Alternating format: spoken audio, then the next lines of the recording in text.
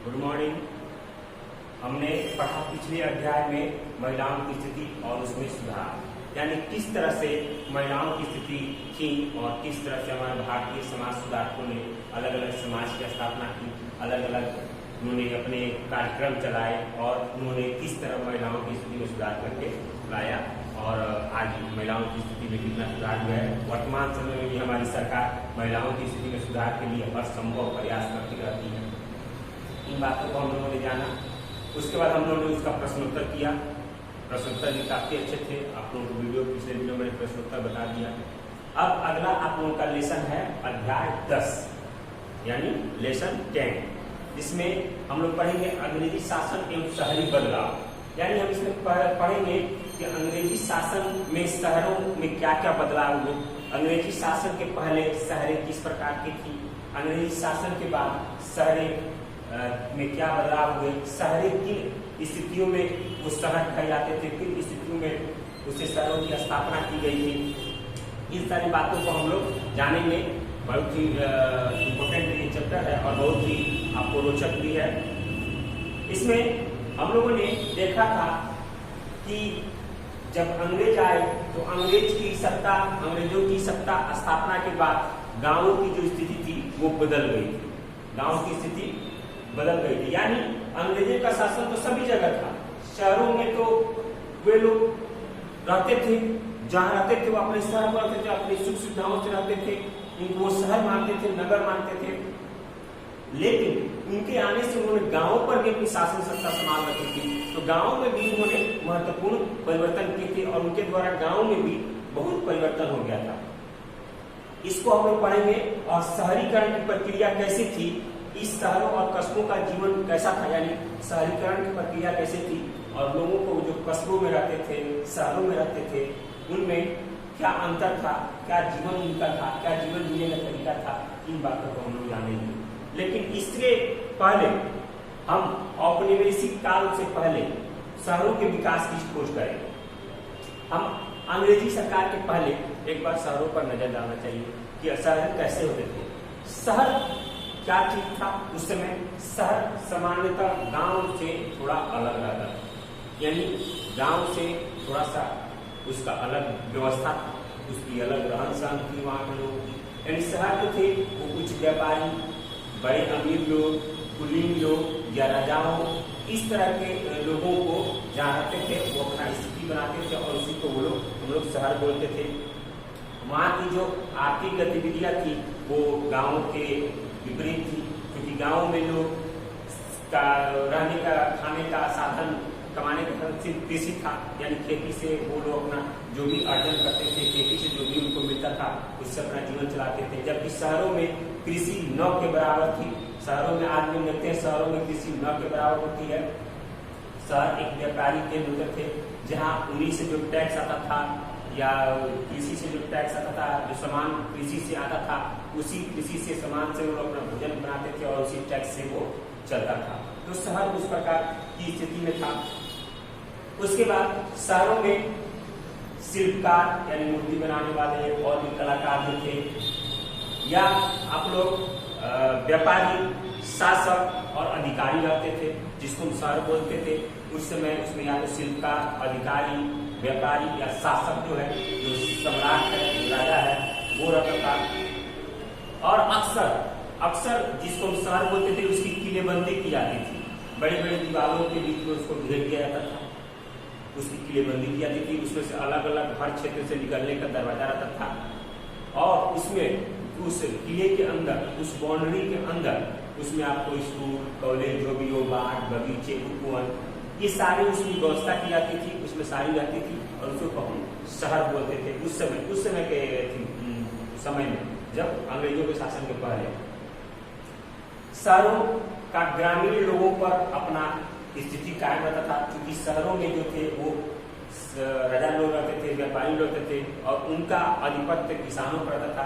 यानी एक तरह से देखें तो शहरों का प्रभुत्व गांवों पे रहता था, यानी शहरों का जितना भी अपना अधिकार है वो गांवों पर कायम रहता था। शहर से ही गांव की स्थिति बिगड़ती या बनती थी। गांव के लोग शहर को ही अपने ज्यादा तवज्जो देते थे, शहर में अपने सामान को बेचने के लिए व्यापारियों के लिए जाते थे और शहर उनको जिस तरह से चाहे उस तरह से अपना काम करता था। तो ये स्थिति थी शहरों की। 16वीं शताब्दी और 17वीं शताब्दी में मुगलों द्वारा बसाए गए जनसंख्या के जमाव, यानी मुगलों के द्वारा जब 16वीं 17वीं शताब्दी में मुगलों के द्वारा कुछ ऐसे शहर बसाए गए जिसमें हम जनसंख्या का जमाव देखते हैं, जनसंख्या के आधार पर शहर बसा दिए गए, या बड़े बड़े महलों को बनाकर या शहरी समृद्धि के लिए और भी बहुत सारे ऐसे कार्य किए थे जो शहर के लिए प्रसिद्ध हो गए। इसमें हम आगरा, दिल्ली, लाहौर जैसे शहर, आगरा, दिल्ली, लाहौर जैसे शहर हम मुगल शासक के रूप में देख सकते हैं। यानी मुगल शासन का वहाँ पर किस तरह प्रमुख होता, किस तरह वहाँ पर शासन था। इन शासन केंद्रों पर इन जो केंद्र थे, जो लाहौर, आगरा, उनमें हमेशा या तो सम्राट रहते थे, नहीं तो सम्राट के उच्च अधिकारी उसमें रहते थे। उन शहरों पर जो आज हम लाहौर देख रहे हैं, आगरा देख रहे हैं, तो ये आपको उस समय सम्राट लोग रहते थे, राजा लोग रहते थे। और इसी कारण वहां पर कुलीन वर्ग की उपस्थिति के कारण, बड़े बड़े अमीर या राजाओं की उपस्थिति के कारण वहां पर हर प्रकार की विशिष्ट सेवाएं प्रदान करने वाले लोग निवास करते थे। यानी उनकी सेवा में रहने वाले वहां पर लोग आसपास निवास करते थे कि राजा को, शासक को या उच्च अधिकारी जो है उनको किसी प्रकार की कमी ना हो, किसी प्रकार का कोई दिक्कत ना हो, परेशानी ना हो, उसके लिए वो लोग वहां पर आसपास बसे होते थे। शिल्पकार कुलीन वर्ग के लिए विशिष्ट हस्तशिल्प का उत्पादन करता था। यानी शिल्पकार जो था वो कुलीन वर्ग के लिए, राजाओं के लिए अपने हाथ से कलाकारी से बनाया हुआ विशिष्ट उपहार देता था। ग्रामीण जो क्षेत्र था वो शहरों के लिए अनाज लाया करता था और अनाज लेकर शहरों में देता था, जिससे कि शहरों के लोगों को अनाज नसीब होता था और उसी से वो लोग भोजन अपना करते थे।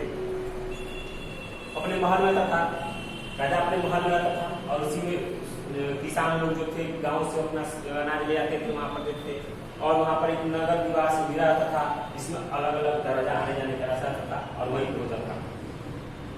उसके बाद मध्यकाल में, यानी मध्यकाल में 15-16वीं शताब्दी के बाद देखा जाए तो इसके मध्यकाल में इन प्रशासनिक शहरों में अतिरिक्त ये जो प्रशासनिक शहर थे राजाओं के, आगरा हो या दिल्ली हो या लाहौर हो, लेकिन इसके बावजूद भी देखा जाए दक्षिण भारत में तो प्रशासनिक शहरों को छोड़ दिया जाए तो इसके विपरीत और भी अन्य तरीकों से शहरों का निर्माण हुआ, जिसमें आप लोग दक्षिण भारत में मदुरई, तंजावुर, कांचीपुरम जैसे कुछ ऐसे शहरी केंद्र थे जो मंदिरों के लिए प्रसिद्ध थे। यानी मंदिरों के आधार पर शहरों की स्थापना हुई थी। आज भी हम देखते हैं कई कई ऐसे मंदिर हैं जहाँ सिर्फ मंदिर के आधार पर ही उस क्षेत्र का विकास हो गया और वो एक बड़े शहर का रूप ले लिया है। जैसे आज हम भी देखें बिहार के बैद्यनाथ धाम जो है वो जिस समय में अगर वहाँ हुआ तो उस समय जंगल ही जंगल था, लेकिन आज वो एक बड़े शहर का रूप ले लिया है, बड़े नगर का रूप ले लिया है। लेकिन जो ये शहर थे जो आपको धार्मिक स्थलों पर, ये शहर आपको उत्पादन और व्यापारिक गतिविधियों के प्रमुख केंद्र थे। उत्पादन और व्यापारिक गतिविधियों के प्रमुख केंद्र क्यों? क्योंकि धार्मिक त्योहारों के अवसर पर हर साल वहाँ मेले का आयोजन किया जाता और मेले में व्यापारी और तीर्थ आपस में जुड़ जाते थे। जो तीर्थ करने वाले थे और व्यापार करने वाले लोग भी वहाँ उस मेले में आते थे और हर प्रकार की सामान्य वस्तुएं मिलती थी वहाँ बेचने के लिए, तो व्यापारियों का एक केंद्र भी हो जाता था। इस तरह से शहरों का परिवर्तन हुआ। जो भी नगर थे वो शहर में परिवर्तन हुए।